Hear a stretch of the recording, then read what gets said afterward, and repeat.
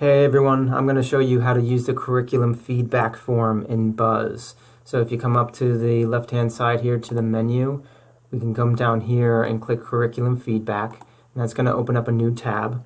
And if you click feedback form, that'll bring you to the form. And so you'll just enter the course title and then put in your campus and you put in your department over here.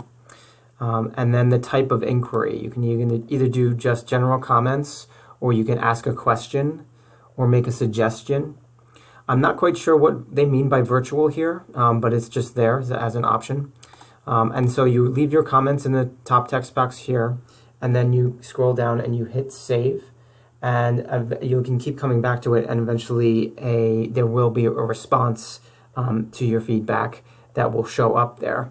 So if we, going back to this page here, we can also view past comments that people have made for various curricula. If we just go here, this is a whole just big list of comments and feedback, but also we can do it by department as well. So if we go in the English department, these are all English department specific comments and questions and general feedback concerning the department.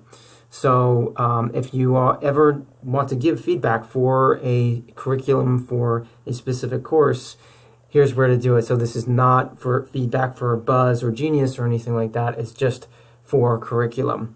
So there it is.